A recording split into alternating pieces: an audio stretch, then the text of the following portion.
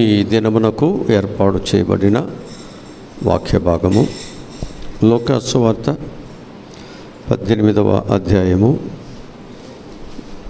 8వ వాక్యాన్ని చదువుకుందాం.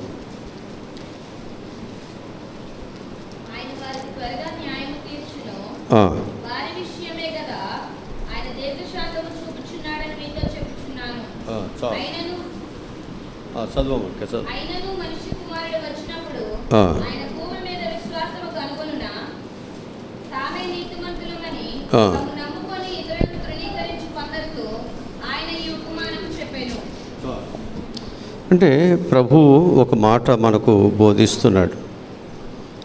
క్రైస్తవ సమాజ విషయంలో చాలామంది ఎలా ఉంటున్నారు అనేది మనం చూస్తే,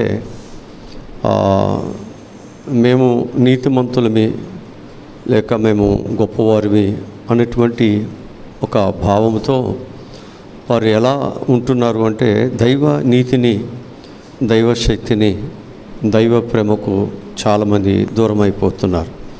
అంటే వారు మేము నీతిమంతులమి, మేము భక్తి కలిగిన వారివి అన్నప్పుడు వారికి భక్తి గురించి ఆలోచించరు, నీతిని గురించి వారికి ఆలోచన వారు చేయరు. ఎప్పుడైతే నాలో భక్తి లేదు, నేను ఇక సరి చేసుకోవాలి అనేటువంటి మనసు ఎప్పుడైతే వస్తుందో అప్పుడు సరి చేసుకోవటానికి, సరిదిద్దుకోవటానికి, లోబడటానికి అవకాశాలు ఉంటాయి. ఈనాడు సమాజము ఏ విధముగా ఉంది అంటే, మేము నీతి కలిగిన వారిని, మేము భక్తి కలిగిన వారిని అనుకునేటువంటి వారితో దేవుడు మాట్లాడుతున్నాడు. ఇక్కడ మాట్లాడుతున్నటువంటి ఆ సందర్భాన్ని మనం ఆలోచన చేస్తే, వారికి న్యాయము తీర్చడా, వానికి న్యాయము తీర్చడా, ఆయన వానికి త్వరగా న్యాయము తీర్చును. వాని విషయమే కదా ఆయన దీర్ఘశాంతమును చూపుస్తున్నాడని మీతో చెప్పుచూ ఉన్నాను. అయినను మనిషి కుమారుడు వచ్చుచున్నప్పుడు ఆయన భూమి మీద విశ్వాసమును కనుగొందునా. ఈ సందర్భాన్ని ప్రభు ఎందుకు చెప్పారు అంటే, అక్కడ ఒక విధవరాలు న్యాయము కొరకు ఒక అన్యాయస్తుడైనటువంటి న్యాయాధిపతి దగ్గరికి సహాయం కొరకు వెళ్ళింది. ఇప్పుడు ఈ అన్యాయస్తుడు న్యాయం చేయటానికి ఆయన ఎప్పుడు కూడా ఇష్టపడేవాడు కాదు. అతని యొక్క ఆలోచన ఏంటి అంటే, అతనికి ఎవరు డబ్బులు ఇస్తే, ఎవరు వానికి ఎక్కువగా సపోర్ట్ చేస్తే వారికి ఆయన న్యాయము తీరుస్తాడంతే. అక్కడ న్యాయమా అన్యాయమా, అక్కడ మంచా చెడు అనేటువంటిది అతడు ఏమీ పట్టించుకునేటువంటి వాడు కాదు. అందుకే ఆయనకి ప్రజలు పెట్టినటువంటి లేక దేవుడు పెట్టినటువంటి పేరు ఏమిటంటే అన్యాయస్తుడైన న్యాయాధిపతి. కనుక చాలామంది న్యాయాధిపతులు మనం చూస్తున్నాం, వారు ప్రజలకి న్యాయం తీర్చేవారు, ప్రజలకి వారు దేవుని యొక్క సహాయ సహకారములను అందించేటువంటి వారు. కానీ ఇతడు మాత్రం ఎలా ఉన్నాడు అంటే, అతడు ప్రజలకి న్యాయం తీర్చేవాడుగా లేడు, కానీ అతడు అన్యాయముగా అక్రముగా సంపాదించుకోవటానికి మాత్రమే అతడు ఉంటూ ఉన్నాడు. అందుకు ఇలాంటి వాని దగ్గరికి న్యాయం కొరకు ఈ తల్లి వెళ్ళి ఏం చేసిందంటే, ఆయన ఉదయం రమ్మన్నా, మధ్యాహ్నం రమ్మన్నా, సాయంత్రం రమ్మన్నా, ఆయన ఎప్పుడు రమ్మన్నప్పటికీ కూడా ఆ తల్లి విసుగుదల లేకుండా ఏం చేసిందంటే, న్యాయము కొరకు ఆ అన్యాయస్తుడైనటువంటి న్యాయాధిపతికి దగ్గరికి వెళుతూనే ఉంది. ఆ వెళుతున్నటువంటి తరుణంలో ఈ అన్యాయస్తున్నటువంటి న్యాయాధిపతి ఏం చేస్తున్నాడంటే, ఈమెని ఏదో ఒక విధంగా వదిలించుకోవాలి, ఈమె ఇలా మాటికి రావటం వలన నేను ఇంకొక పని చేయటానికి, ఇంకొకరికి నేను అక్కడ నేను పని చేయటానికి, ఇంకొకరి దగ్గర నేను డబ్బులు సంపాదించుకోవడానికి కొంత టైము వేస్ట్ అవుతుంది, ఆటంకంగా ఉంటుంది అని చెప్పి ఆయన ఏం చేశాడంటే, ఆమె మీద ప్రేమతో మాత్రము కాదు కానీ ఆమెని వదిలించుకోవటానికి మాత్రమే ఆమెకు న్యాయాన్ని తీరుస్తున్నాడు. ఇప్పుడు ప్రభు ఏమంటున్నాడు, ఆ వ్యక్తిని గురించి ఆ తరువాత దాని గురించి చెప్పుకుంటూ వచ్చినప్పుడు అక్కడ చెబుతున్నటువంటి గొప్ప మాట ఏమిటంటే,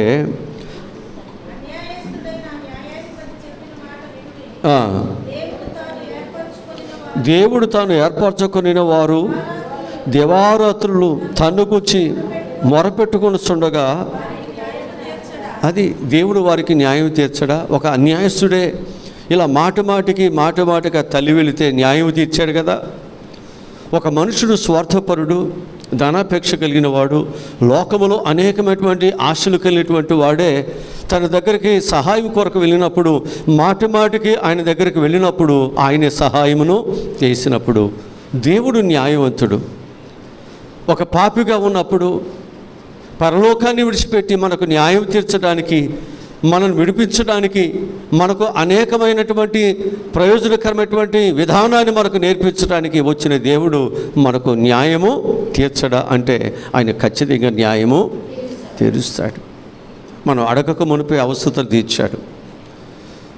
మన కష్టాల్లో ఉన్నాము అనేటువంటిది మనకు తెలియక మునిపే దేవుడు మన కష్టాలను ఆయన ఎరిగి మన కష్టాలు తీర్చడానికి ఆయన ఈ లోకానికి వచ్చాడు.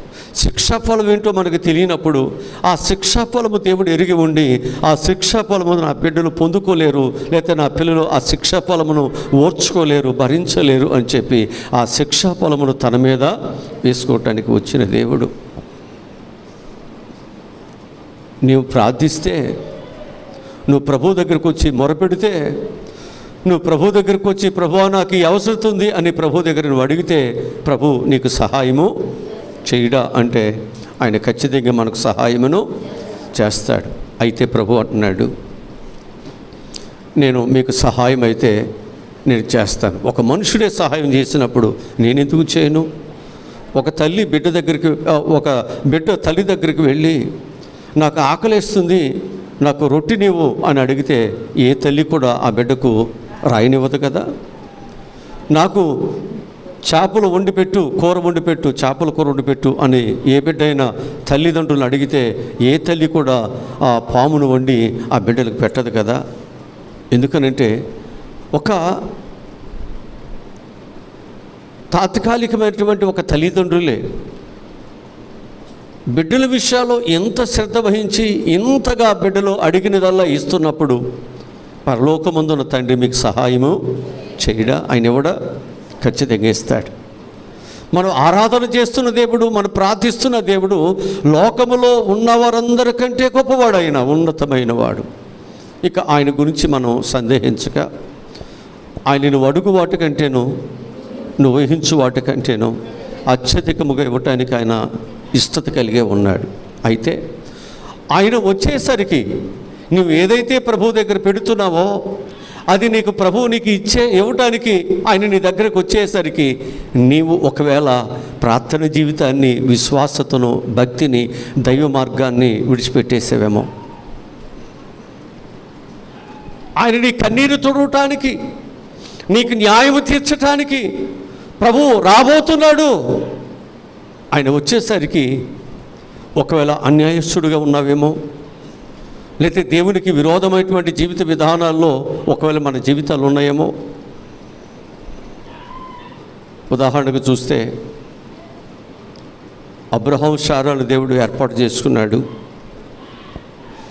నీ గర్భవాసం నుంచి వచ్చే పిల్లలు నేను ఆకాశ నక్షత్రం వలె, సముద్ర ఇసుక వలె నేను వారిని దీవిస్తాను, ఆస్వాదిస్తాను అని దేవుడు చెప్పారు. అయితే కొంతకాలానికి వారికి గర్భఫలం లేకపోవటం బట్టి, బిడ్డలు దేవుడు వారికి ఇవ్వలేకపోవటం బట్టి వారు ఏం చేశారో తెలుసండి, దేవుని ఆలోచనలను తప్పి వారి యొక్క సొంత ఆలోచనలకు వెళ్ళి వాళ్ళు ఏం చేశారో తెలుసండి, గర్భఫలాన్ని బిడ్డలు సంపాదించుకున్నారు. అది ప్రభువు చూసి అంటాడు, వీళ్ళు కాదు వాగ్దాన పుత్రులు, ఈ ఆగరు యొక్క సంతానము కాదు వాగ్దాన పుత్రులు, నీ గర్భవాసం నుంచి వచ్చేటువంటి వారే వాగ్దాన పుత్రులు. వీరిని నేను ఏర్పాటు చేసుకుంటున్నాను, వీరిని నేను దీవించాలనుకుంటున్నాను. అందుకు దేవుడు అంటాడు కదా, నీ భార్య చెప్పినట్లుగా వాడిని ఇంట్లో నుంచి పంపించాయి. నువ్వేదైతే నాకు వ్యతిరేకమైనటువంటి మార్గాన్ని, నాకు వ్యతిరేకమైనటువంటి ఆలోచనలను, నాకు వ్యతిరేకమైన దానిని మీరు చేసి ఇది దేవుడు చేశాడు, దేవుడిచ్చిన సంతానం అని మీరు అనుకుంటున్నారు, అది నేను ఇచ్చింది కాదు, నా ఆలోచన కాదు, అది మీ ఆలోచన. మీ ఆలోచనలో మీరు ఉండి మీరు అనుకుంటున్నారు దేవుని యొక్క చిత్తం ఎలా ఉంది అని మీరు అనుకుంటున్నారు. దేవుని చిత్తం ఎప్పుడు అలా ఉండదు. దేవుని చిత్తం ఎప్పుడు కూడా యథార్థముగానే ఉంటుంది. అందుకే దేవుడు ఏమన్నాడంటే, నీ భార్య చెప్పిన మాట విని, నీ భార్య చెప్పిన మాట విని ఆమెతో వెళ్ళి పాపం చేసి గర్భఫలము పొందుకున్నావుగా, నా మాట వినలేదు కదా, ఇప్పుడు నీ భార్య చెప్తుంది ఆ పని చేయి. ఎలాగో ఆయన ఏడుస్తున్నాడు. లేదు, ఎలాగని కాదు, ఆ రోజున విన్నావు కదా, ఈరోజు కూడా వినావు మాట. పంపించేసిన తర్వాత దేవుడు వాగ్దాన పుత్రుడి దేవుడు వారికి ఇచ్చాడు. ఆ బిడ్డను దేవుడు ఆస్వాదిస్తున్నాడు. ఈరోజు దేవుని ఏర్పాటులో నీ జీవితం ఫలభరితముగా ఉండాలని దేవుడు నిన్ను నన్ను కూడా ఆయన యొక్క జీవ మార్గములోనికి, ఆయన యొక్క వెలుగు మార్గములోనికి, ఆయన యొక్క సత్య మార్గములోనికి, ఆయన యొక్క ఆశీర్వాదకరమైన మార్గములోనికి, దరిద్రమైన మనల్ని దేవుడు బయటికి ఆయన మార్గంలో తీసుకొచ్చాడు. ఇప్పుడు ఆయన మార్గములో ఉంటేనే మన బ్రతుకు బాగుంటుంది. ఆయన మార్గములో ఉంటేనే మన ఆలోచనలన్నీ దేవుడు నెరవేరుస్తాడు. ఆయన మార్గములో మనం ఉంటేనే దైవ కార్యాలు, దైవ చిత్తం అనేది మన పట్ల, మన కుటుంబాల పట్ల నెరవేర్చబడుతుంది. అందుకే ఇక్కడ ఆ తల్లి అన్యాయస్తున్నటువంటి న్యాయాధిపతి దగ్గరికి ఆ తల్లి న్యాయం కోసం వెళుతూ మాటి మాటికి వెళుతుంది. కాబట్టి అన్యాయస్తుడు ఏం చేశాడంట, ఆ తల్లికి న్యాయమును తీర్చాడు కదా. ఒక మనుషుడే, ఒక అన్యాయస్తుడే న్యాయం కోసం వెళ్ళినటువంటి ఆ బిడ్డకు దేవుడు, ఆ వ్యక్తుడు సహాయము చేస్తే, తన ప్రజలను ప్రేమిస్తున్నటువంటి తన బిడ్డలు ఇబ్బందులను, ఇరుకులోను, కష్టాలలో, కన్నీటిలో నలిగిపోతుంటే తను ప్రేమించే వారికి ఆయన ఏ మేలు చేయక ఆయన ఉంటాడా? ఒకవేళ ఈ లోకములో తన వడ్డానమునైనా మర్చిపోవచ్చు, ఒకవేళ తన చంటి బిడ్డలైనా మర్చిపోవచ్చు, కానీ దేవుడు మనల్ని మర్చిపోయేవాడు కాదు, మంచి దేవుడు. అందుకే ఆ ప్రభువు అక్కడ చెప్పే ఆ మాట ఏంటి అనేది మనం చూసినట్లయితే, న్యాయము తీర్చును వారి విషయమే కదా ఆయన దీర్ఘశాంతమును చూపుస్తున్నాడని మీతో చెబుతున్నాను. ఆయనను మనిషి కుమారుడు వచ్చుతున్నప్పుడు ఆయన భూమి మీద విశ్వాసమును, అది అంటే ప్రభువు దగ్గర ప్రార్థన చేస్తున్న ఒక విశ్వాసముతో, ప్రభు వచ్చేసరికి ఆ విశ్వాసం మనలో ఉందా లేదా? అబ్రహాము వలె మార్గం తప్పుతున్నావేమో, నీ అవసరతలు తీర్చబట్టలేదని, లేకపోతే ఒక దొంగగాను మరొక విధముగాను ప్రవర్తించి దేవుడు ఈ విధముగా నాకు సహాయమును దయచేశాడని ఒకవేళ నువ్వు అనుకుంటున్నావేమో, అది దైవ ఆలోచన, అది దైవ నిర్ణయము, అది దైవ మార్గం మాత్రం కాదది. దేవుడు నీ జీవితంలో ఒక మంచి మార్గము ద్వారా నీ అవసరతలు తీర్చాలని, ఒక మంచి ప్రార్థన జీవితం ద్వారా నీ బ్రతుకులో దేవుడు అద్భుతమైన కార్యాలను దేవుడు జరిగించాలని ఆశపడుతుంటే, ఆయన వచ్చేసరికి ఒకవేళ ప్రార్థిస్తున్న పిల్లలు, విశ్వాసత కలిగిన పిల్లలు ఒకవేళ విశ్వాసత లేనివారుగా ఒకవేళ ఉంటారేమో. అందుకంటే నేను కనుగొనగలనా? ప్రభు యొక్క రాకడ వచ్చేసరికి రక్షించబడిన మన జీవితాలు విశ్వాసతలో మనం అంతకంతకు ఎదగాలి తప్ప, మన విశ్వాసత లేని భ్రష్టులులాగా, విశ్వాసత లేని మూర్ఖులులాగా, విశ్వాసత లేని లోక సంబంధమైనటువంటి వ్యక్తులలాగా మన జీవితాలు ఆ దేవుడు చూడటానికి ఇష్టపడట్లేదు. దేవుడు తన బిడ్డల విషయాల్లో విశ్వాసం చూడాలని ఆశపడుతున్నాడు. మనం అనుకుంటున్నాం విశ్వాసత అంటే, మనం అనుకుంటున్నాం నేను ప్రార్థన చేయగానే దేవుడు ఇళ్ళు ఇవ్వాలి, నేను ప్రార్థన చేయగానే నా పిల్లలు గర్భఫలాలు ఇవ్వాలి, నేను ప్రార్థన చేయగానే నా అప్పులు పోవాలి, నేను ప్రార్థన చేయగానే నా దేవుడు నాకు కలిగినటువంటి అన్ని సమస్యలన్నీ మనం అనుకుంటున్నాం. ఇదే విశ్వాసం. విశ్వాసం అంటే ప్రార్థనకు రావటం, విశ్వాసం అంటే బైబిల్ చదవటం, విశ్వాసం అంటే దైవ సన్నిధిలోనికి మానకుండా రావటం, విశ్వాసం అంటే ఒకవేళ బాప్తిస్తం తీసుకోవటం, విశ్వాసం అంటే ప్రభు బలంలో ఉండటం, ఇదే విశ్వాసం అని అనుకుంటున్నాం. నా ఇంత విశ్వాసత కలిగిన వారు, నా అంత భక్తి కలిగిన వారు ఎవరూ లేరు. చాలామంది వారి యొక్క ప్రవక్తల మీద ఆధారపడుతూ వారి భక్తిని బేరీజ్ చేసుకుంటూ నేను గొప్ప భక్తిని చేస్తున్నాను అనే భ్రమలో ఉంటున్నారు. విశ్వాసత ఎలా ఉండాలో, విశ్వాసతను గురించి బైబిల్ చాలా గొప్పగా చెప్పుకుంటూ వచ్చాయి. ఈరోజు మన యొక్క జీవితాల్లో అంత్య దినములో మనం కలిగి ఉండవలసిన లక్షణాల గురించి చెప్తాను, కొన్ని మాటల గురించి మీకు చెప్తాను. ఒక విశ్వాసి తన జీవితంలో అంతము వరకు కూడా మనం కలిగి ఉండవలసిన కొన్ని విషయాల గురించి నేను మీకు చెప్పాలి. అది నువ్వు కలిగి ఉన్న దాన్ని బట్టే దేవుడు నీకు కృపనిస్తాడు, దేవుడు నీకు స్వస్థతలు ఇస్తాడు, దేవుడు నీకు అనేకమైన మేలులను దేవుడు మనకిస్తాడు. ఒకవేళ మనం సరిగ్గా మన ప్రభు పట్ల సరైనటువంటి వారుగా మనం కలిగి లేకపోతే దేవుని ఆశీర్వాదము నీకు ఇవ్వటానికి వచ్చేసరికి నీ భక్తి సరిగ్గా లేకపోతే, నీ విశ్వాసం సరిగ్గా లేకపోతే, నీవు దేవుని దృష్టిలో సరైన వాడిగా నువ్వు లేకపోతే దేవుని ఆశీర్వాదం మళ్ళీ వెనక్కి వెళ్ళిపోతుంది. అది నీకు దొరకదు. దాన్ని నీవే చేతులారా దాన్ని పాడు చేసుకున్నావు. నీ భక్తిహీనతను బట్టి, నీకు లోక సంబంధమైనటువంటి పరిస్థితులను విడిచిపెట్టి ప్రభు కొరకు జీవించినటువంటి నీ దౌర్భాగ్యమైనటువంటి నీ జీవిత విధానం బట్టే ప్రేమ కలిగేటువంటి దేవుని నుండి పొందుకోవాల్సిన ఆశీర్వాదాలకి మనమే దూరం అయిపోతున్నాం. మన మనసు దూరం అయిపోతుంది, మన ఆలోచనలు దూరం అయిపోతున్నాయి, మన జీవిత విధానాలే మనల్ని దేవునికి దూరం చేస్తాడు. దేవుడు మాత్రం నేను విడిచిపెట్టేవాడు కాదు. నీ ప్రార్థనకు దేవుడు ప్రతిఫలం ఇవ్వాలని ఆశపడుతున్నాడు. నీ కష్టాలలో దేవుడు నీకు తోడుగా ఉండి నేను నడిపించాలని ఆశపడుతున్నాడు. కానీ నీ జీవితంలో నువ్వేం చేస్తున్నావు అంటే కష్టాలు తప్పించుకోవటానికి, బాధలు తప్పించుకోవటానికి నీ విశ్వాసతను వదిలిపెట్టి అవిశ్వాసులు, లోక సంబంధాలు చేసేటువంటి ప్రక్రియలలో, ఆలోచనలో, పద్ధతులు, వారి నడిచే మార్గాలలో వెళ్ళిపోతున్నావు.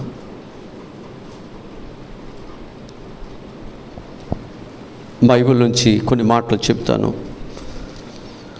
మొదటి లక్షణం ఏంటంటే, అంత్య దినముల్లో క్రైస్తవుడిగా దేవునికి వెళ్ళేటువంటి బిడ్డలకు ఉండవలసిన మొదటి లక్షణం ఏంటంటే, అంత్య దినముల్లో విశ్వాసాన్ని మనం ఏం చేసుకోవాలంటే వృద్ధి చేసుకోవాలి.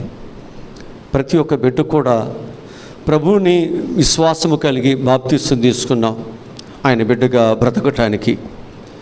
ఇప్పుడు బ్రతకటానికి బాప్తిసం తీసుకున్నట్టు మనము ఆ విశ్వాసాన్ని ఏం చేయాలి? ప్రభువులో వృద్ధి చేసుకోవాలి. పుట్టిన బిడ్డ ఎదగకుండా, మగబిడ్డో ఆడపిల్ల ఎవరైనా కావచ్చు, అలాగే ఉంటే ఏ తల్లిదండ్రులకైనా సంతోషమేనా? ఎవరికి సంతోషం ఉండదు. బిడ్డ పుట్టారు కానీ ఆ బిడ్డకి ఏమీ లేదు, ఎదుగుదల లేదు, అంటే గ్రోత్ లేదనమాట. ఆ గ్రోత్ లేనప్పుడు ఏం చేస్తారు? స్కానింగ్లో ఆ లోపాలు కనిపిస్తే ఏం చేస్తారు? అబార్షన్ చేయాలి. ఆ శిశువు ఆరోగ్యము లేడు, ఆ బిడ్డ పుట్టిన ఉపయోగం ఏమీ లేదు, టైం వేస్ట్ అవుతుంది. కనుక ఏం చేయాలంటే అబార్షన్ చేద్దాం, తీసేద్దాం చూస్తారు. దాని కొరకు చేయాల్సినటువంటి ఆ ఎదుగుదల కొరకు, ఆ పిండం నిలబడటానికి కావలసినటువంటి అన్ని ఏర్పాట్లు, మెడిసిన్ ఇస్తారు. కానీ అది సరిగ్గా లేనప్పుడు, అది ఎదుగుదల లేనప్పుడు, హార్ట్ బీట్ సరిగ్గా లేనప్పుడు, లేకపోతే కావలసినటువంటి వెయిట్, బరువు అనేటువంటిది లేనప్పుడు ఏం చేస్తారు? అది నిరుపమానం. అమ్మ వద్దు, ఆశ పెట్టుకోవద్దు. చాలామంది జీవితాలు అలాగే ఉన్నాయి. రక్షణ పొందుతున్నాం, ఏ విశ్వాసత అయితే ప్రభువు దగ్గరికి వచ్చామో, ఏ విశ్వాస సంబంధమైనటువంటి బిడ్డలుగా మన యొక్క జీవితాలు ఉంచబడాలని ప్రభువు నమ్ముకుని మనము బాప్తిసాలు తీసుకున్నామో, ఆ విశ్వాస సంబంధమైన పిల్లలుగా మనం ఉండలేదు. మళ్ళా తిరిగి లోకస్తులుగానే మన జీవితాలు మారిపోతున్నాయి. లోకంలో క్రైస్తవుని పట్ల ఒక నింద ఉంది, లేకపోతే ఒక సామెత ఉంది. అదేంటి అంటే, రక్షణ పొందిన వారి కంటే,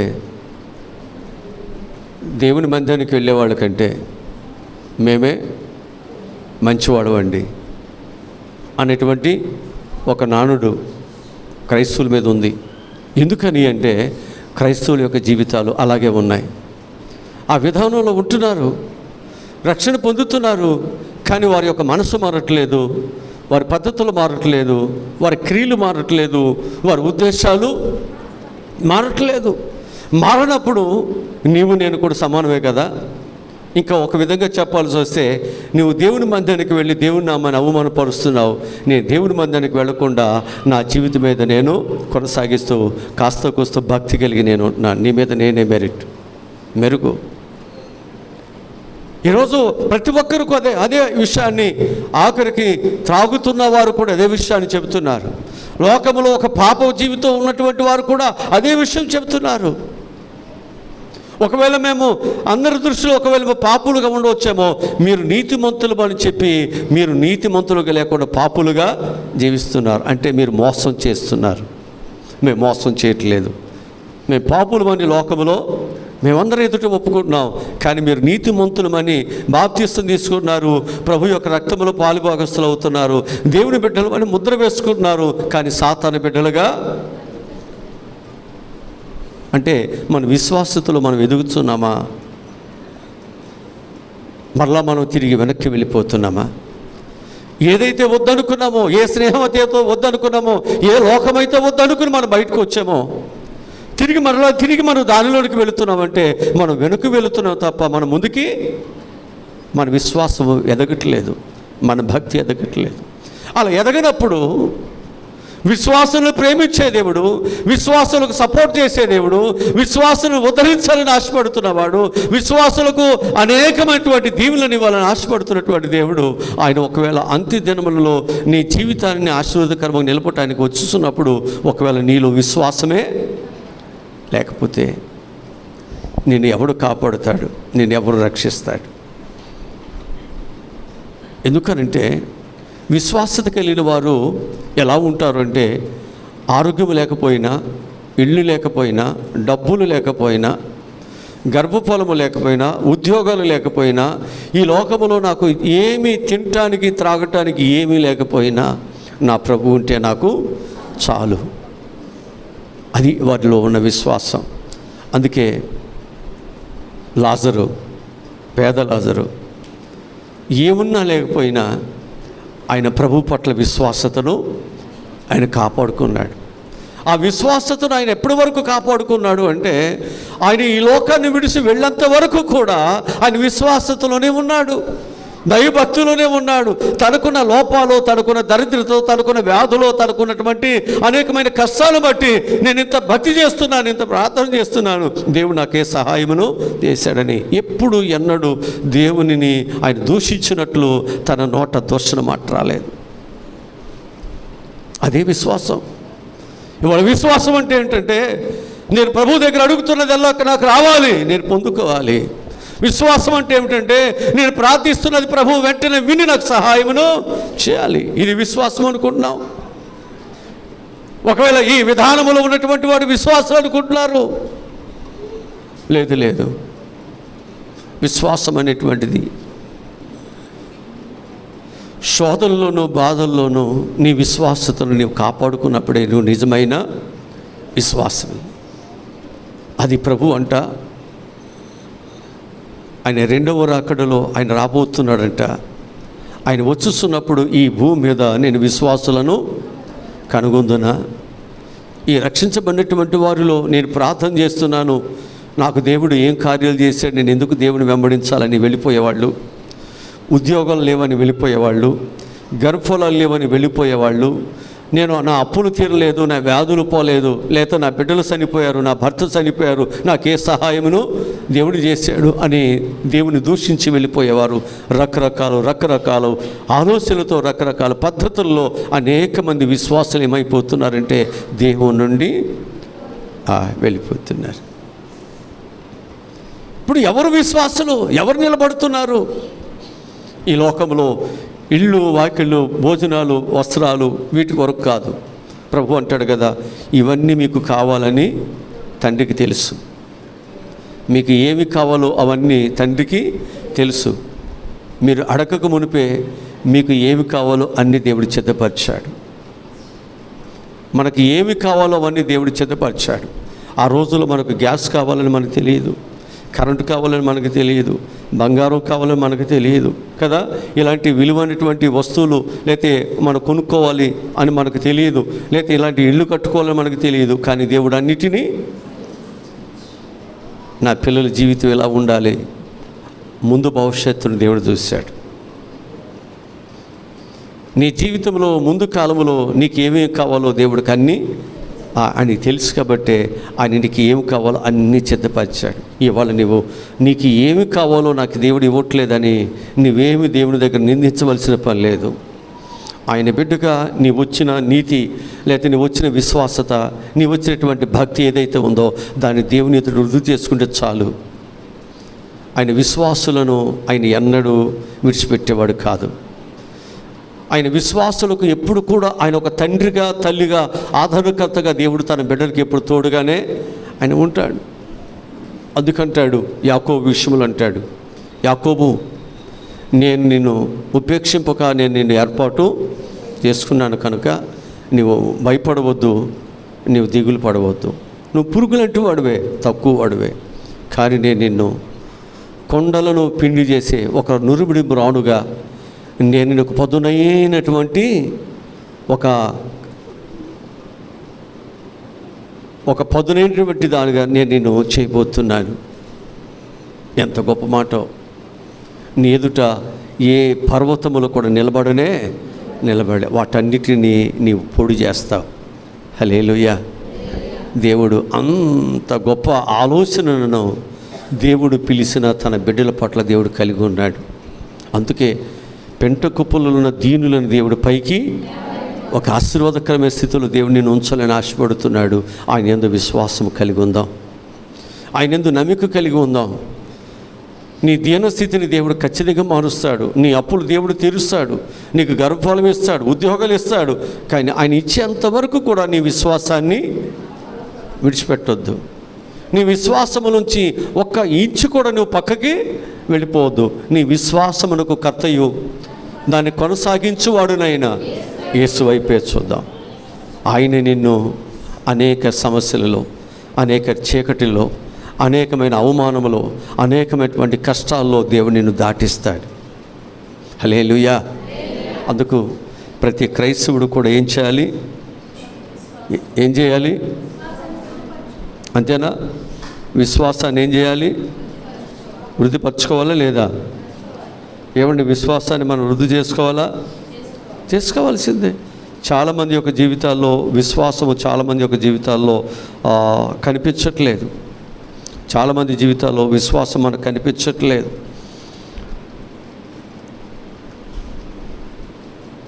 యోహాను సువార్త 6వ అధ్యాయము 40వ వాక్యం చదువుదాం.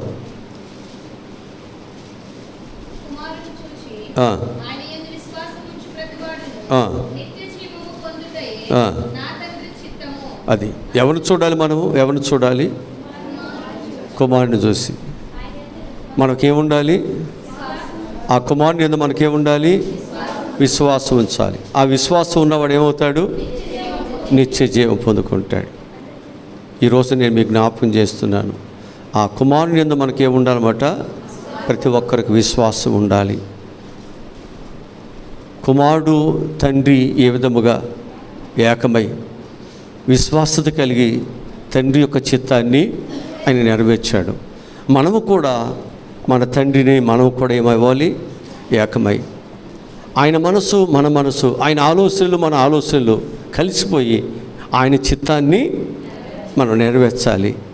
ఆయన చిత్తం ఏంటంటే మనం అంతము వరకు ఆయన బిడ్డలుగా, విశ్వాసులుగా మనం ఉండాలి.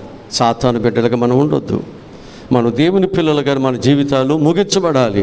ఆ దేవుని బిడ్డలుగా మన జీవితాలు ముగించబడాలంటే కష్టాల వైపు, బాధల వైపు, సమస్యల వైపు, వ్యాధుల వైపు, ఒంటరితనం వైపు, వీటి వైపు చూస్తే భక్తి ఏం చేస్తావు? నీ అప్పుల వైపు చూస్తే నువ్వేం చేస్తావు? అప్పులు తీర్చుకోవటానికి ఆదాయం కొరకు ఏదో ఒక తప్పు ఆదాయం చూసుకుంటావు. ఈ ఆదాయం చూసి అనుకుంటావు దేవుడు నాకు ఈ విధంగా దేవుడు సహాయమును అనుకుంటావు. అది ఎలా అవుద్ది? నీ ఆలోచన ఎలా అవుతుంది? న్యాయము. కానీ చాలామంది యొక్క జీవిత విధానాల్లో విశ్వాసతలో అనేకమైనటువంటి కలుషితము, అనేకమైనటువంటివి కలిసిపోయాయి. విశ్వాసం ఏమి లేకపోయిందంటే పరిపూర్ణతలోనికి వెళ్ళిపోయింది. విశ్వాసత ఏమైందంటే దేవుడు ఆశించినట్లుగా విశ్వాసత నాణ్యత కలిగి లేకపోతుంది. విశ్వాసత అంటే చాలామంది జీవితాలు అనుకుంటున్నారు దేవుని మందిరానికి రావటం, లేకపోతే దేవుని మందిరంలో నేను బాప్తిస్తం తీసుకోవటం, లేకపోతే దేవుని బిడ్డలుగా నేను నా పేరును మార్చుకుని నేను బ్రతకటం, లేకపోతే విశ్వాసం అంటే ఏంటి అనుకుంటున్నామంటే మనం దేవుని మందిరంలో లేక ఆయా పనులు మనం చేయటం అనుకుంటున్నాం. ఇది తప్పని నేను అంటలేదు, కానీ దీనికంటే శ్రేష్టమైనది ఏది అంటే విశ్వాసము. నీకు దేవుడు, నీకు ఏమి ఉన్నా లేకపోయినా నా దేవుడు ఉంటే నాకు చాలు, ఇది విశ్వాసం. అందుకే ఆ విశ్వాసత కలిగిన వారు అగ్నిగుండమును సహితము వారు లెక్క చేయలా, నా దేవుడు ఉంటే చాలు నాకు, నా దేవుడు మమ్మల్ని రక్షించడానికి సామర్థ్యత కలిగిన వాడు. ఆ విశ్వాసత వారికి జీవితాల్లో ఉంది కాబట్టే వారు దేనికి తల వంచలేదు, దేనికి భయపడలేదు. ఇప్పుడు యోబుకు అన్ని కష్టాలు వచ్చినాయి, ఎందుకు భయపడలా?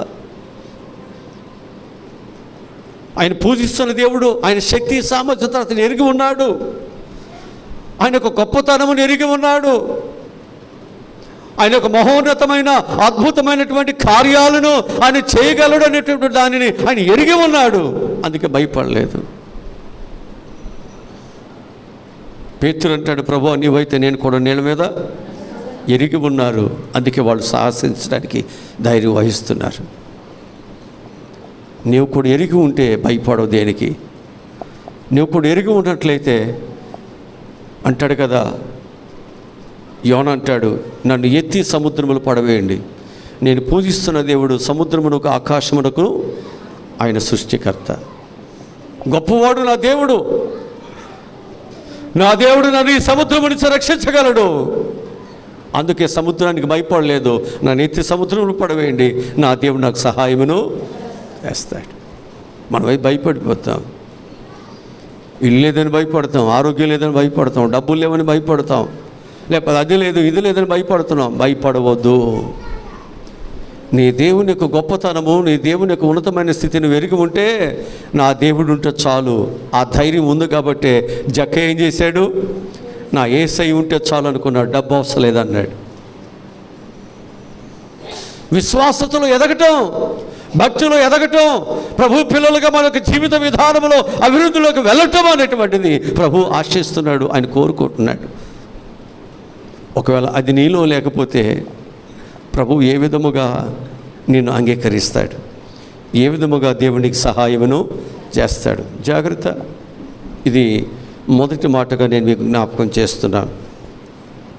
ఇక రెండవదిగా మనం చూసినట్లయితే అంత్యదినములలో ప్రేమ కలిగి జీవించాలి. అంత్యదినములలో ఏం కలిగి జీవించాలి? ప్రేమ కలిగి జీవించాలి. అంటే ఆ చివరి దినములలో ప్రేమ ఏమైపోతుంది అంటే చల్లారిపోతుంది. అంటే ప్రభు ఆ ప్రేమ కలిగిన వారిని, దైవభక్తి కలిగిన వారిని, దేవుడంటే పడి చనిపోయేటువంటి వారిని ఆయన చూడాలని ఆశపడుతున్నాడు. అంటే ఆదిమ సంఘములో కానీ దేవుని ప్రేమించే వారందరూ సమిష్టిగా వారి భూములను, వారి ఆస్తులను, వారు కలిగిన అన్నిటినీ కూడా సమిష్టిగా పెట్టి, అవసరమైతే మనందరం ఒకేసారి చనిపోదాం, ఒకేసారి హతసాక్షులు అవుదాం, అవసరమైతే దేవుని కొరకు మనం చేయవలసిన ప్రతి పనిని మనం నమ్మకముగా చేద్దాం. అలాంటి ప్రేమ కలిగిన వారిని దేవుడు చూడాలని, అలాంటి స్వచ్ఛమైనటువంటి ప్రేమ కలిగినటువంటి వారిని దేవుని పిల్లలుగా ఆయన ఎదుట నిలబెట్టుకోవాలని ప్రభు అంట అంత్యదినములలో ఆయనంట వస్తున్నాడంట. ఒకవేళ అలాంటి వారిని నేను చూడగలనా? నేను ఆశించిన ప్రేమ కలిగిన వారిని నేను చూడగలనా? చాలామంది యొక్క ప్రేమ ఎలా ఉంటుందంటే అమర్యాదగా ఉంటుంది, డంబముగా ఉంటుంది, ఉప్పొంగేదిగా ఉంటుంది, రకరకాలటువంటి సన్మానాలు, రకరకాలటువంటి విధానాన్ని ఆశించేదిగా ఉంటుంది. ప్రేమ అనేటువంటిది స్వార్థము లేనిది, ప్రేమ అనేటువంటిది ఉప్పొంగనటువంటిది, ప్రేమ అనేటువంటిది ఇతరులకు సహాయమును చేసేటువంటిది. అందుకే క్రీస్తు యేసుకు కలిగిన ఈ మనసును, ఈ ప్రేమను మనం కలిగి ఉండాలి. ప్రభు చెప్తున్నాడు, లోకములో ప్రేమను మనం చూస్తే డబ్బును బట్టి ప్రేమిస్తున్నారు, అందసందాలు బట్టి ప్రేమిస్తున్నారు, రాబడిని బట్టి ప్రేమిస్తున్నారు, వారి పొజిషన్ బట్టి ప్రేమిస్తున్నారు. కానీ దేవుడైతే అవన్నీ చూడలేదు.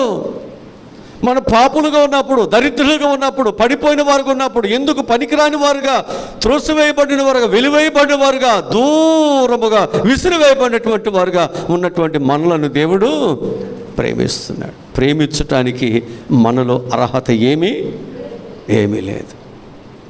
మనలో ఏమీ లేనటువంటి, అర్హత లేనటువంటి మన యొక్క దౌర్భాగ్యమైనటువంటి జీవితాన్ని దేవుడు ఏం చేస్తున్నాడు? ప్రేమించాడు. ఎందుకనంటే ఈరోజు నేను నా పిల్లలు ప్రేమించకపోతే నా పిల్లలను ఎవరు ప్రేమిస్తారు? ఎవరు నా పిల్లలకు సహాయము చేస్తారు? అంతే కదా. లోకములో ఒకవేళ బిడ్డలు ఏదైనా తప్పు చేస్తే లోకమందరూ ఒకవేళ ఆ బిడ్డను చంపాలో శిక్షించాలో అన్నప్పుడు తల్లిదండ్రులు ఆ బిడ్డ పక్షాన నిలబడి నా బిడ్డను ఏదో ఒక విధంగా బ్రతికించుకోవాలి, శిక్ష నుంచి తప్పించుకోవాలని వారు ఎంతో పార్కులాడుతూ ఉంటారు. వారు చేయవలసినటువంటి ప్రయత్నం అంతా, లోకమంతా ఒక ప్రక్కన ఉంటే తల్లిదండ్రులు ఒక ప్రక్కన ఉంటారు. అట్లాగే ఒక పాపాత్మురాలు స్త్రీ పట్టబడినప్పుడు ఆ ఊరి వారందరూ కూడా మోషే ధర్మశాస్త్రం ప్రకారము ఆమె రాళ్లతో కొట్టి చంపబడాలని ఊరి వారందరూ, చిన్నవారు మొదలుకొని పెద్దవారు ఒక ప్రక్క నిలబడితే దేవుడు ఒక ప్రక్క నిలబడి ఆ బిడ్డకు ఆశ్రయం ఇచ్చాడు. ఆ బిడ్డకు దేవుడు సహాయమును దయచేశాడు. ఇంత మంచి ప్రేమ కలిగిన వాడు, ఇంత గొప్ప ఆదరణ కలిగిన ప్రేమ కలిగిన దేవుడు మనకుండగా ఆయనను మనం ప్రేమించుకోకుండా తుచ్చమైన లోకాన్ని, తుచ్చమైన అందచందాల్ని, తుచ్చమైనటువంటి డబ్బులని, పనికిమాలినటువంటి వాటిని మనం ఎక్కువగా ప్రేమించి మనం ప్రేమించే దైవ సన్నిధికి దూరమై భ్రష్టులం అయిపోతున్నాం, చెడిపోతున్నాం. ఎందుకు పనికిరానటువంటి నీచమైనటువంటి దౌర్భాగ్యులుగా మన జీవితాలు మారిపోతున్నాయి. వాక్యం నుంచి ఒక మాట మీకు చూపిస్తాను. దెస్సలోనికి రాసినటువంటి మొదటి పత్రిక 3వ అధ్యాయం 13వ వచనం చదువుదాం.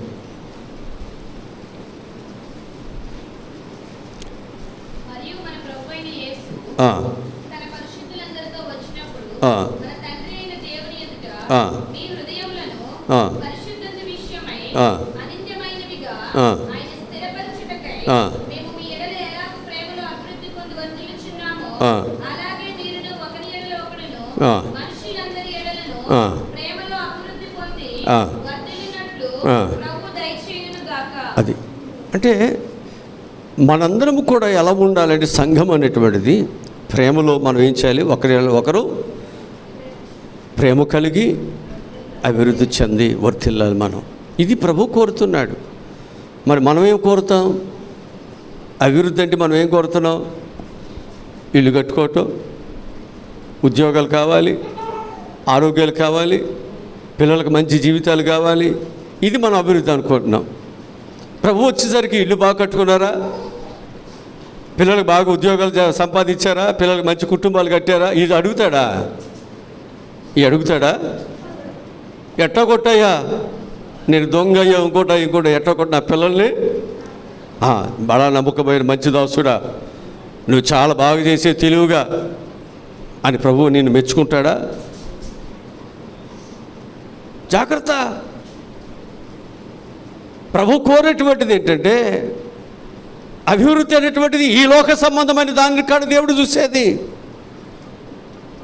ప్రభు ఏ విధముగా ఈ లోకములో ఉన్నటువంటి మనుషులను ప్రేమిస్తున్నారు, ఆ విధముగా సంఘము అనేటువంటిది దేవుని యొక్క స్వరక్తము చేసి సంపాదించబడినటువంటి ఆయన యొక్క సంఘము ఒకరు ఏమవ్వాలి?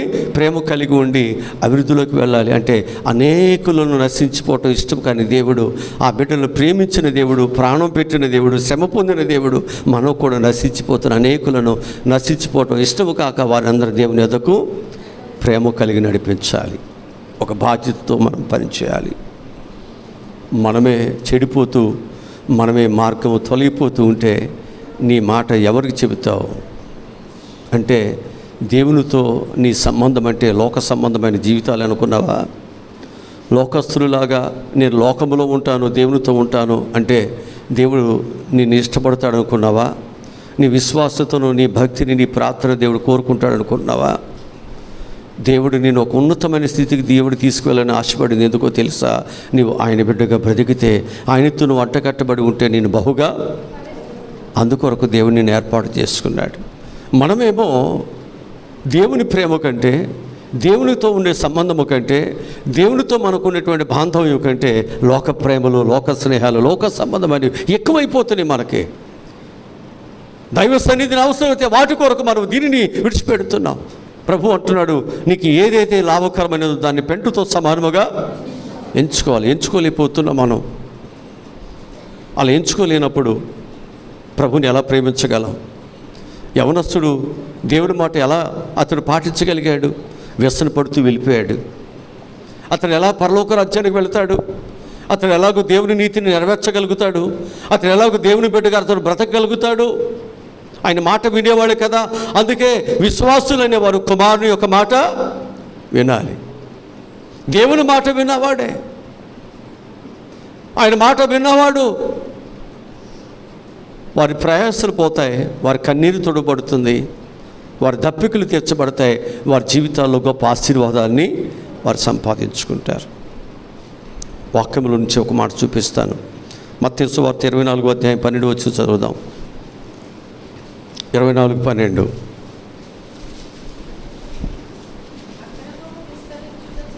అక్రమము విస్తరించుట చేత ఏమవుతుంది? ఇప్పుడు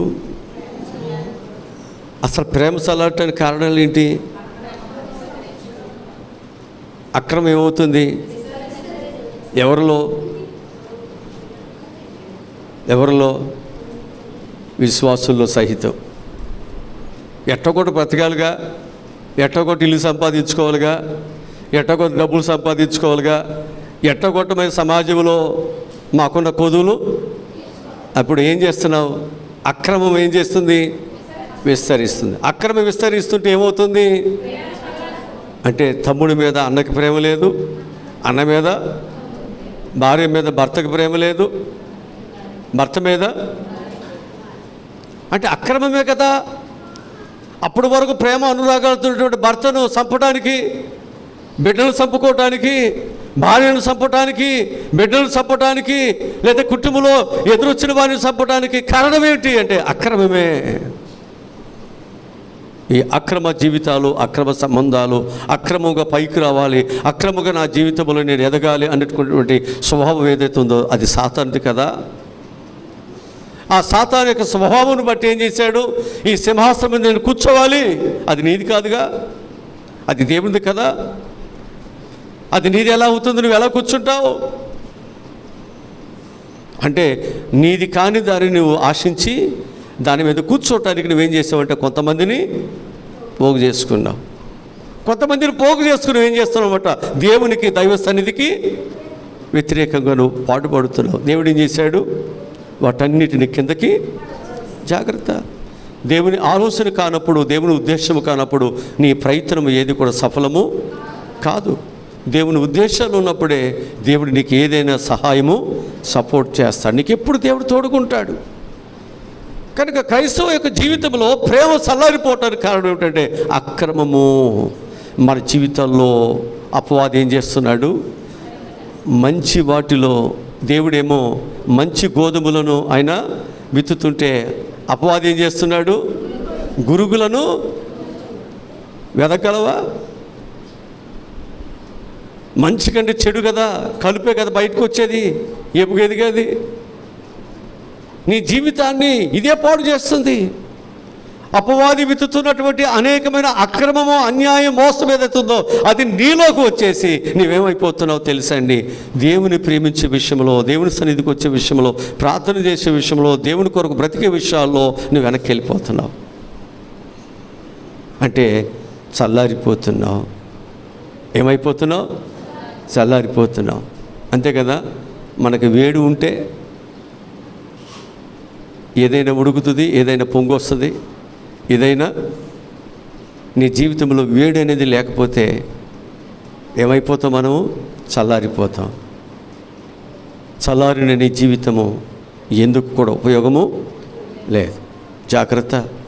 దేవుని యొక్క పిల్లల విషయాల్లో దేవుడు కోరేది ఏమిటంటే అంత్య దినములలో మనం ఎలా ఉండాలి? ప్రేమ కలిగి మనం ఉండాలి. ఇది రెండవది. మూడవది, మనం ఉండవలసినటువంటి మరొక లక్షణం ఏంటంటే అంత్య దినముల్లో ప్రభు కార్యములందు ఆసక్తి కలిగి మనం ఉండాలి. వేటి యందు? ప్రభు కార్యాలందు మనకేముండాలి? మొదటి కొరింథీయుల రాసిన పత్రిక 15వ అధ్యాయం 58వ వాక్యం చదువుదాం. కొరింథీయులు రాసిన కాగా నా ప్రియ సహోదరులారా, మీ ప్రయాసము ప్రభువునందు వ్యర్థము కాదని ఎరిగి స్థిరులను కదలని వారును ప్రభు కార్య అభివృద్ధి అందు అది. ఇప్పుడు ప్రభు యొక్క పిల్లలకి ప్రభు కార్యాలు చేస్తాడని మనకు తెలిసినప్పుడు, మనకు విశ్వాసం ఉన్నప్పుడు మనం ఏం చేస్తాం? ఎప్పటికీ మన ఆసక్తిని కానీ మన విశ్వాసతను కానీ మనం వదులుకుంటామా? ప్రభు పట్ల మనకున్నటువంటి ప్రేమని బాంధవ్యాన్ని తెంచేసుకుంటామా? తెంచుకోం. మన ఆసక్తి ఏంటి? ప్రభు కార్యాన్ని చేస్తాడు. ఇప్పుడు యోబుకి దేవుడు కార్యాలు చేస్తాడని విశ్వాసం ఉంది. యోబు ఏం చేశాడు? చివరి వరకు నోటితో కూడా ఆయన దూషణ మాట ఒకటి పలకలేదు, భరించాడు అన్నిటినీ. యెహోవా ఈరే, ఆయనే చూసుకుంటాడు. అందుకే దేవునికి ఇవ్వాల్సిన దాన్ని దేవునికి ఇచ్చేస్తున్నాడు. దేవుడు చూసుకుంటాడు. అబ్రహాం అదే కదండి, యెహోవా ఈరే, ఆయనే చూసుకుంటాడు. ఈరోజు నీ జీవితంలో ప్రభు కార్యాలు చేస్తాడని నీకు విశ్వాసం ఉన్నప్పుడు నువ్వేం చేయాలి? ఎప్పటికీ నీ విశ్వాసత, నీ భక్తి, నీ ప్రార్థన సన్నగిలిపోవటానికి, తగ్గిపోవటానికి, నీ ప్రేమ తగ్గిపోవటానికి వీలు లేదు. ఒకవేళ నీ శరీరము క్షీణించిపోతున్నా, నువ్వు అనుకున్నటువంటి దాన్ని దొరకక అనేక సంవత్సరాలు ఇబ్బందులు ఉన్నా ప్రభువును నువ్వు ప్రేమిస్తూనే ఉండాలి. అదే దేవుని పిల్లలు. అలాంటి విశ్వాసత కలిగిన వారుగా నీ జీవితం, నా జీవితం ఉండాలనే ప్రభు కోరుతున్నాడు అంత్య దినాల్లో. అలాంటి వారు నేను కనుగొనగలనా? కార్యాలు లేకపోతే పారిపోయేవాళ్ళు, కార్యాలు లేకపోతే నిలబడలేని వారు, కార్యాలు లేకపోతే దేవుడు ఏం చేశాడని అలిగేవాడు, సనిగేవాడు, గొలిగేవారు సమాజంలో లేరా? వాళ్ళు విశ్వాసులేనా? వాళ్ళ విశ్వాసులని మనం పిలవచ్చా? విశ్వాసాలను చెప్పుకోవటానికి ఏమాత్రమైన అవకాశం వారిలో ఒక్క లక్షణమైన ఉందా? జాగ్రత్త.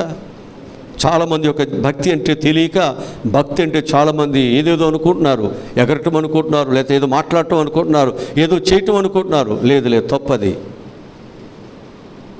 విశ్వాసం అనేది నిరీక్షింపు వాటి యొక్క దేవుడు నాకు కార్యాలు చేస్తాడని నీకు నిరీక్షణ ఏదైతే ఉంటుందో నువ్వేం చేయాలి దాని కొరకు? అంతేనా?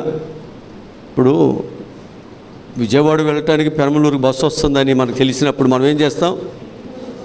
ఎవరికో ఆటోల మీద, వీటి మీద వెళ్ళిపోతున్నప్పుడు మనం ఏం చేస్తాం? ఈ టైంకి బస్సు వస్తుంది కాబట్టి ఆ టైం కొరకు మనం ఏం చేస్తాం? ఆ బస్సు కొరకు ఎదురు చూస్తాం. అదే నిరీక్షణ. ప్రభు వస్తానన్నాడు, ప్రభు కార్యాలు చేస్తానన్నాడు. మనం అడుగు వాటికంటే, ఊహించు వాటికంటే దేవుడు అత్యధికముగా ఆయన ఇస్తాడని మనకు ఒక నమ్మిక. ఆయన ప్రభు మనకు సహాయం చేస్తాడు మనకు నమ్మిక. ఆయన స్వస్థపరుస్తాడు ఒక నమ్మిక. మన దేనస్థితిని దేవుడు సంపన్నంగా మారుస్తాడు మనకు ఒక నమ్మిక ఉంది. నమ్మిక ఉన్నప్పుడు మనం ఏం చేయాలని? ఆయన కార్యాలు మన పట్ల జరిగించేంత వరకు ఆయన మీద విశ్వాసత కలిగి నిలబడదాం. అబ్రహాము దేవుడు కార్యాలు చేస్తాడని నిలబడ్డాడు కాబట్టి ఏం చేశాడు? ఆయన పురుష ధర్మము, స్త్రీ ధర్మం పోయినప్పటికీ కూడా దేవుడు వారికి సహాయమును, ఆయనకు అసాధ్యమైనది ఏముంది? ఆయన ఏదైనా ఆయన చేయటానికి సామర్థ్యత కలిగిన వాడు. ఆయన ఏదైనా చేయగలడు. లేని ఉన్నట్లు, ఉన్నది లేనట్లు చేయగలిగిన వాడు. ఆయన లేకుండా ఏది కలిగినది ఏది ఆయన లేకుండా. కనుక మన జీవితాల్లో ఇన్ని అనుభవిస్తున్నాం. ఎందుకు మనము ఆయనని మనం తక్కువగా ఎందుకు చూడాలి? ఆయన కార్యాలు చేయడా, అద్భుతాలను చేయడా, ఆయన నీ పట్ల అనేకమైన మేలును దేవుడు చేయడా? ఆలస్యమైందేమో, అయితే అవ్వచ్చు. ఆలస్యమైందని చెప్పేసి దేవుని విడిచిపెట్టేసి మరొక దేవుడిగా చేసుకుందామా? మరొక మార్గంలోకి వెళ్ళిపోదామా? ఆయన విడిచిపెట్టేసి ఆయన నిరాకరించి మరొక బిడ్డగా, మరొక విశ్వాసతలో మన జీవితాలు వెళ్ళిపోదామా? ఆ మార్గము నీకు సరైనదేనా? ఆలోచించండి. అందుకే అక్కడ చెప్తున్న మాట ఏమిటంటే, అంత్యదినములో ప్రభు యొక్క కార్యాలు యందు ఆసక్తికి మనం ఏం చేయాలంట? మనం ఉండాలి. నాలుగోదిగా మనం చూసినట్లయితే అంత్యదినములలో జ్ఞానము కలిగి మనం ఉండాలి. అంత్యదినాలు మనుషునికి ఏముండాలి? జ్ఞానం ఉండాలి. జ్ఞానము లేకపోతే ఏమవుతుంది? ఇంటిని పెరికేసుకుంటాం, విశ్వాసాన్ని పాడు చేసుకుంటాం, భక్తిని పాడు చేసుకుంటాం. అదే జ్ఞానం ఉంది అనుకోండి, ఏం చేస్తాం? దేవుడి కొరకు బ్రతుకుతాం. నీ ఇంటిని నువ్వు నిలబెట్టుకుంటావు. జ్ఞానము లేని వారు ఎంతోమంది వారి జీవితాలను పాడు చేసుకున్నారు, వారి సంసారాలు పాడు చేసుకున్నారు, వారి భక్తిని పాడు చేసుకుంటున్నారు. అదే జ్ఞానము కలిగిన వారు అన్నిటిని ఓర్చుకున్నారు, నిలబెట్టుకుంటున్నారు. ఇవాళ వారి సంసారం, వారి కుటుంబాలు ఉన్నతముగా దీవించబడుతున్నాయి. హల్లెలూయా. వాక్యము నుంచి ఎఫెసీయులకు రాసిన పత్రిక 5వ అధ్యాయం 15 వచ్చి చదువుదాం. 5:15.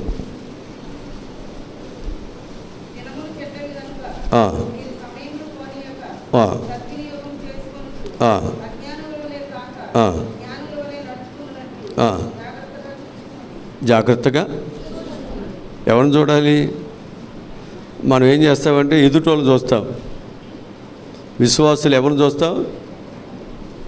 వాళ్ళ పిల్లలు ఏంటి, ఆమె రక్షణ పొందింది ఏంటి, ఈమె జీవితం ఏంటి, వీళ్ళ సంపాదన ఏంటి, వీళ్ళ ఇల్లు ఏంటి, వీళ్ళ వాక్యులు ఏంటి. అలా చూసేవాళ్ళు జ్ఞానం కలిగిన వాళ్ళు కాదు. జ్ఞానము కలిగిన వారిని ఎవరు చూసుకోవాలి? తమ్ముడు తాము చూసుకోవాలి. నేను అజ్ఞానముగా ఉన్నానా, నేను జ్ఞానంగా నడుస్తున్నానా? దేవుని బిడ్డగా నేను రక్షించబడిన తర్వాత నేను దేవుని బిడ్డగా నడుస్తున్నానా, లేదా సాతాను బిడ్డగా నేను నడుస్తున్నానా? ఒకవేళ ఎదుటి వారు వచ్చి నాకు ఏలెత్తి చూపిస్తున్నారా, లేదా నేను వాళ్ళు ఏలెత్తి చూపించుకోకుండా నేను దేవుని కొరకు బ్రతుకుతున్నానా? జ్ఞానవంతులు చేసే పని ఇది. దేవునికి అవమానకరంగా నేను బ్రతుకుస్తున్నానా, దేవునికి ఘనత తీసుకొచ్చేవానికి నేను బ్రతుకుతున్నానా? ఈ కుటుంబానికి నేను ఒక ఆశీర్వాదకరంగా ఉన్నానా, ఈ కుటుంబానికి నేను కీడు చేయవానుగా నేను ఉన్నానా? ఎవరు చూసుకుంటారు? ఇది అన్నీ జ్ఞానము కలిగిన వాడు జరిగేవి జరగవని ముందే గ్రహిస్తూ జాగ్రత్తగా బ్రతుకుతాడు. నిందల పాలు కాకుండా తన కుటుంబం జాగ్రత్త చూసుకుంటాడు, తన జీవితాన్ని జాగ్రత్త చూసుకుంటాడు. అందుకంటున్నాడు, అంత్య దినములలో జ్ఞానము కలిగి మనం ఉండాలి. కనుక ఒక అంత్య దినం అనేటువంటిది వస్తున్నప్పుడు ఆ దినములు మంచిగా ఉండొచ్చు, చెడుగా ఉండవచ్చు, పరిస్థితులు వేరువేరుగా ఉండొచ్చు. కానీ ఆ పరిస్థితుల్లో కూడా నువ్వు చాలా జ్ఞానము కలిగి నువ్వు జీవించాల్సిన అవసరం మన మీద ఉంది. ఒకవేళ నువ్వు వెళ్తున్నటువంటి కరువులే కావచ్చు, శత్రువులే కావచ్చు, లేదా అనేకమైన ప్రమాదకరమైన పరిస్థితులే కావచ్చు, ఆ పరిస్థితుల్లో కూడా నీ భక్తిని కాపాడుకోవాలి. జ్ఞానముతో నీవు జాగ్రత్తగా నీ విశ్వాసాన్ని నిలబెట్టుకోవాలి. ప్రభు బిడ్డగా నడుచుకోవాలి. ప్రభుకు మాత్రం దూరంగా, కష్టాలు వచ్చి నీ బాధలు వచ్చి నీ దేవునికి దూరంగా ఉండటానికి కాదు. దేవుని సన్నిధికి వచ్చేది కష్టాలు పోవటానికో, బాధలు పోవటానికి, అప్పులు పోవటానికి కాదు. దేవునితో నిత్యరాజ్యములు ఉండటానికి, ఆ నిత్యరాజ్యములోనికి నీవు నేను చేర్చబడటానికి, ఆ నిత్యరాజ్యములో దేవుడు నీ కొరకు చేతపరిచిన అనేకమైనటువంటి కృపలను, దీవులను సంపాదించుకోవటానికి దేవుని ఏర్పాటు చేసుకుంటున్నాడు. ఆయన బిడ్డగా మనం బ్రతకగలిగినట్లయితే ఇహమందును పరమందును నీకు కావలసిన అన్నిటినీ దేవుడు ఖచ్చితంగా నీకు ఇస్తాడు. ఆయన నిన్ను దాటిపోయేవాడు కాదు అనే విషయాన్ని మీకు జ్ఞాపకం చేస్తుంటున్నాను. ఇక 5వదిగా మనం చూసినట్లయితే అంత్యదినము వరకు కూడా సమాజముగా కూడుట మనం మానకూడదు. దేవుని పిల్లలుగా మనము మానకూడదు. ఆయన పిల్లలుగా మనం ఉంటున్నాము అనేటువంటిది ఆయన సన్నిధికి రావటం, ఆయనతో సహవాసం చేయటం, ఆయన బిడ్డలుగా మనము అనేక దినములు మనం దేవునితోనే గడపటం. అందుకే సహవాసములో మనం ఎప్పటికప్పుడు మనం ఏం చేయాలి? ఆయనతోనే మనం ఉండాలి. వాక్యముల నుంచి చూపిస్తాను. హెబ్రీయులకు రాసిన పత్రిక 10వ అధ్యాయం 24 వచ్చి చదువుదాం. 10:24.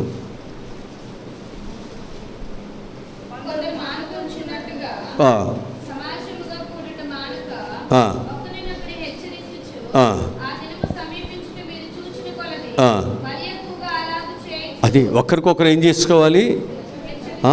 ఎందుకు మానుతున్నావు? అలా మానకూడదు.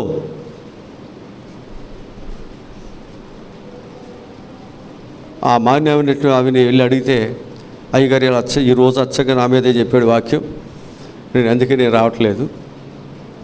అందరి వీళ్ళకి అయ్యగారు 10 సార్లు తిరుగుతాడు, మా ఇంటికి ఒకసారి కూడా రాలేదు. వాక్యం చెబుతుంది మనం ఏం చేయకూడదంట. ఒకవేళ అందరూ అనుకున్నట్లుగా మనం అనుకోవటానికి వీల్లేదు. మనం దేవుని కలిగి ఉన్నామమ్మా, పాస్టర్ గారి కొరకు కాదు. మనం దేవుని ద్వారా మనకు రక్షణ, దేవుని ద్వారా మనకు మేలు, దేవుడు మనకు సహాయమును దయచేస్తాడు. నువ్వు అలా చేయొద్దు, రండి అని మనం ఏం చేయాలి? వారిని హెచ్చరించాలి. మరొక స్థలానికి వెళ్ళిపోతుంటే అలా వెళ్ళకూడదు, తప్పమ్మా, మనం ఇక్కడికే మనం రావాలి. అలా ఏం చేయాలంట? సహవాసముగా మానుకునేటువంటి వారు, బలహీనమైన వారు అనేక మంది ఉంటే వారిని ఏం చేయాలి? మనము దేవుడు సమీపంగా ఉన్నాడని తెలిసిన మనము మరి ఎక్కువగా హెచ్చరిక చేస్తూ వారిని దేవుని యొద్దకు నడిపించాలి. ఇది మన బాధ్యత. ఇది మనం చేస్తున్నామా? ఇవన్నీ చేయం. దైవ సన్నిధి అంటే ఇక మన కొట్టు దగ్గరికి వెళ్ళి సరుకులు అడిగినట్టే. ఇది ప్రార్థన అంటే. ఒక ఉత్తరాచాంతడతో నువ్వు బాగా ప్రార్థన చేస్తే పెద్ద ప్రార్థన పరురాలువా అంటే మనం అనుకుంటున్నాం. మన జ్ఞానాన్ని ప్రదర్శించి మన 4-5 పదాలు ఎక్కువగా వాడితే అతను బాగా ప్రార్థన చేశాడు అనుకుంటున్నాం. అది దేవునికి ఇష్టం లేకపోతే నీ ప్రార్థన వ్యర్థం అవుతుంది, నీ జ్ఞానం వ్యర్థం అవుతుంది. జ్ఞాని నీ జ్ఞానము, శూరుడా నీ శౌర్యము ఏమవుతుంది? అది మనకు శక్తి బలము దేవుని బట్టి, మన దేవుని బట్టి.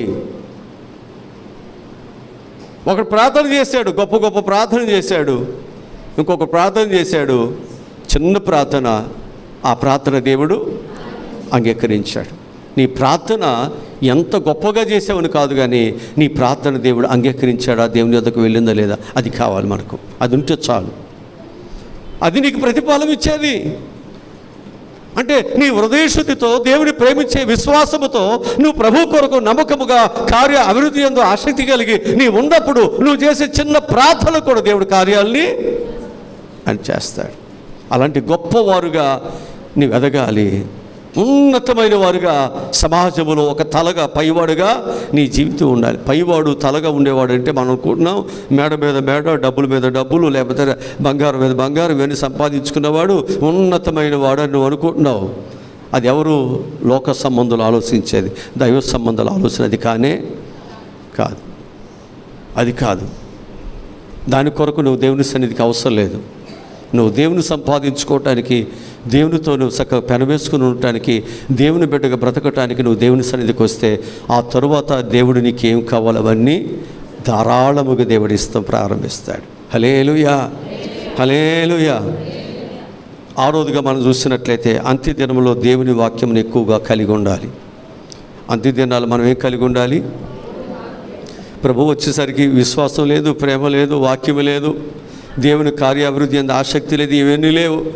ఉదయం, సాయంత్రం, పగలు, రాత్రి అన్ని సమయాలలో కూడా లోక సంబంధులలాగా, లోక వ్యక్తులలాగా ఒకవేళ కష్టపడుతూ, ప్రయాసపడుతూ, సంపాదించుకుంటూ, లేకపోతే ఇంకో మార్గంలో వెళుతూ ఉంటే దేవుడు నిన్ను చూసి ఎంత మంచివాడండి, ఎవరిని పట్టించుకోకుండా ఆయన సంపాదన ఆయనే చూసుకుంటున్నాడు అని దేవుడు నిన్ను మెచ్చుకుని దేవుడు నీకు సహాయం చేస్తాడా?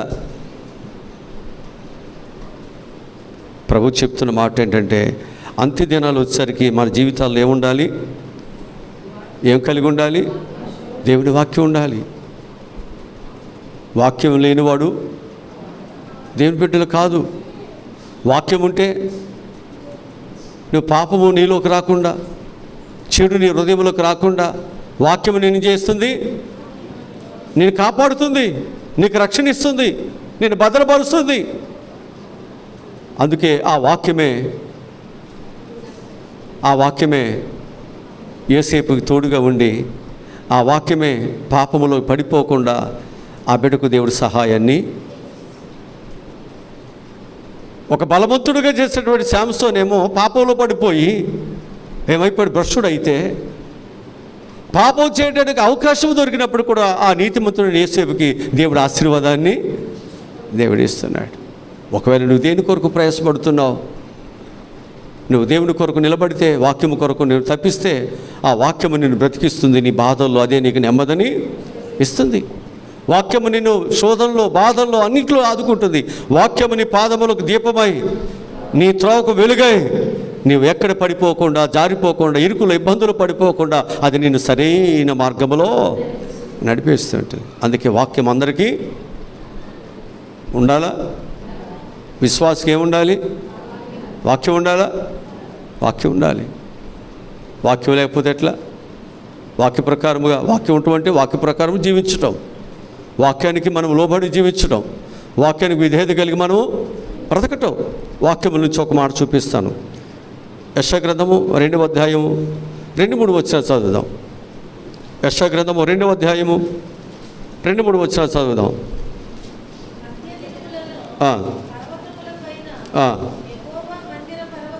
ఆ, పర్వత శిఖరములు స్థిరపరచబడి ఆ, కొండల కంటే ఎత్తుగా ఎత్తబడును. ఆ, ప్రవాహము వచ్చినట్లు ఆ, సమస్త అన్యజనులు దాంట్లోనికి వచ్చెదరు. ఆ, ఆ కాలమున సియోనులో నుండి ధర్మశాస్త్రము, ఆ, యెరూషలేములో నుండి యెహోవా వాక్కు బయలువెళ్ళును.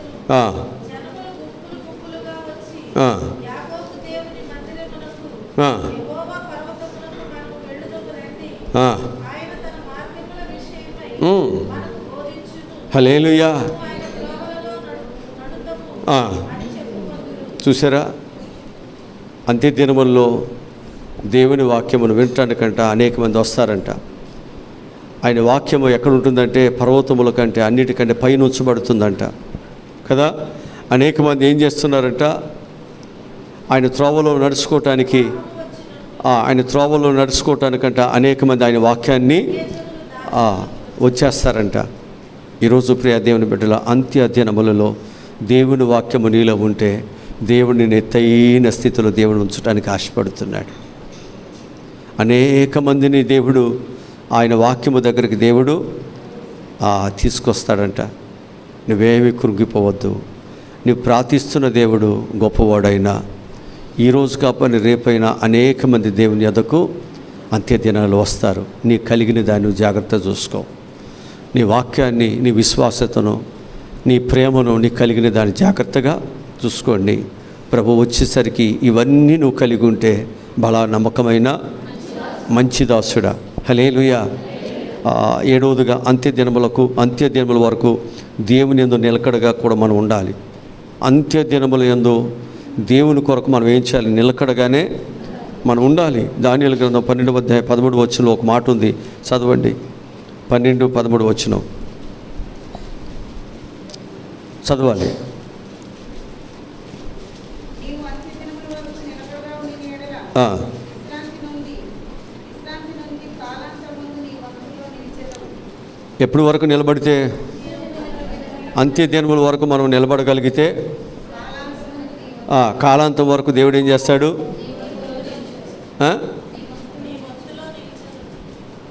కాలాంతం వరకు నీ వంతులో నిలబడితే దేవుడు నీ పక్షాన్ని నిలబడతాడా లేదా? అతను నన్ను ప్రేమిస్తున్నాడు కనుక నేను అతన్ని గణపరుస్తాను. శ్రమలలో, బాధల్లో నేను వారికి తోడుగా కనుక నువ్వు దేవుని ప్రేమించండి. నిలబడండి ప్రభు కొరకు. ప్రభు నీ కొరకు నిలబడతాడు. ఎవరు ప్రభుని ఒప్పుకుంటారో కదా ఈ భూమి మీద, అక్కడ ప్రభు కూడా ఏం చేస్తాడు? మీరు నా పిల్లలని దేవుడు ఒప్పుకుంటారు. కనుక మనందరం ఇక్కడ దేవుని పిల్లలుగా ఉండగలిగితే రాబోయే దినాల్లో ప్రభు కూడా నిన్ను నా బిడ్డలే, నా పిల్లలను నా తండ్రి చేత ఆస్వాదించబడిన వారు, మీరు బయట నిలవలే లోపలికి నిన్నంటారు. ఆయన మాట విన్నటువంటి వారు, అక్రమించేవారు మీరు నా యొద్ద నుంచి మీరెవరో నాకు తెలియదు, వీరికి నాకు సంబంధం ఏమీ లేదంటాడు. వీళ్ళు కాళ్ళు చేతులు కట్టి ఎక్కడ వేయాలంటాడు? జాగ్రత్త. అంత్య దినములలో నీ జీవితంలో ప్రభు నేను ఒప్పుకునేటట్లుగా నా బిడ్డేనండి రానివ్వండి. ప్రభు నా బిడ్డలని చెప్పాలంటే మనలో ఏముండాలి? ప్రేమ ఉండాలి, విశ్వాసం ఉండాలి, ఏముండాలి? ఇంకా కార్య అభివృద్ధిలో ఆసక్తి కలిగి ఉండాలి, జ్ఞానం ఉండాలి. మనం ఏముండాలి? సమాజంగా కూట మానకూడదు. దేవుని వాక్యాన్ని మనం ఎక్కువగా మన హృదయంలో భద్రపరచుకోవాలి. అంత్య దినములో దేవుని కొరకు మనం నిలకడగా మనము ఉండాలి. ఖచ్చితంగా దేవుడు మీకు సహాయమును దేవుడు దయచేస్తారు. తల ఉంచండి, ప్రార్థన చేసుకుందాం.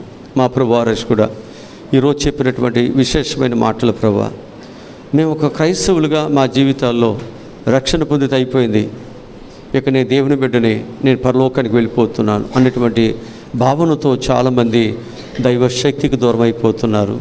దేవుని బిడ్డలుగా నేర్చుకోవాల్సిన విధానాన్ని ఇంకా వారు నేర్చుకోలేకపోతున్నారు. కొంతమంది ఆ జ్ఞానాన్ని లేక నేర్పించలేకపోతున్నారు సంఘానికి. కొంతమంది సంఘానికి వస్తే స్వస్థతలు వస్తాయి, అప్పులు తీరుతాయి, అయిపోతాయని చాలామంది రకరకాలటువంటి వాటితో మనుషులను ఆకర్షించుకుంటూ ఉన్నారు తప్ప వాక్యానుగా ప్రజలకు ప్రకటించలేకపోతున్నారు. వారి వాక్యానుసారంగా వారి జీవితాలను ఉన్నాయన వారు నడపలేకపోతున్నారు. ఇది నువ్వు చేస్తున్నది తప్పు, ఇది కరెక్ట్ కాదు అనేటువంటిది గద్దించలేనటువంటి వారుగా ఉన్నారు. గద్దిస్తే ఎక్కడికి వెళ్ళిపోతారో, ఎటు వెళ్ళిపోతారో. సంఘంలో ఎక్కువ మంది ఉంటే దేవుడు నిన్ను బలా నమ్మకమైన వాడు అన్నాడు. సంఘములో ఎవరైతే దేవుని కొరకు చిత్తపరుస్తున్నావో వారిని బట్టి దేవుడు నమ్మకమైన వాడు అంటాడు. ఎక్కువ మంది కాదు, కావాల్సింది నమ్మకమైన వారిగా పెంచటం కావాలి, యథార్థవంతులుగా పెంచటం కావాలి, దేవుని యొక్క నీతి మార్గములలో నడిపించేవారుగా నీవు ఉండాలి.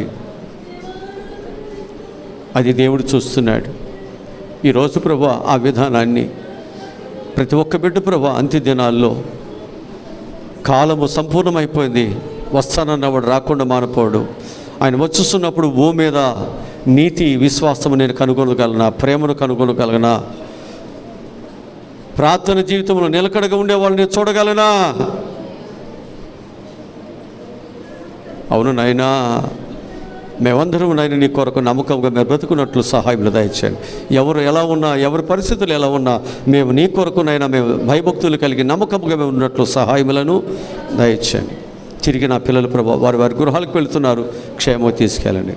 మళ్ళా వచ్చే ఆదివారం నైనా చక్కగా మేమందరం చేరి మళ్ళా క్రొత్త విషయాలతో మళ్ళా నేను నిన్ను గణపరచడానికి మీరు మాకు సహాయములను దయచేయమని యేసు నామములో ఈ మనములు ఈ ప్రార్థనలు అడిగి పొందుకుని ఉన్నావు తండ్రి. మన పరమ తండ్రి అయిన దేవుని ప్రేమ, కుమారుడైనటువంటి యేసుక్రీస్తు వారి యొక్క దైవకృప, పరిశుద్ధాత్మను నిత్యాదరణ, కాపుదల, భద్రత సదా తోడై ఉండునుగాక. ఆమేన్.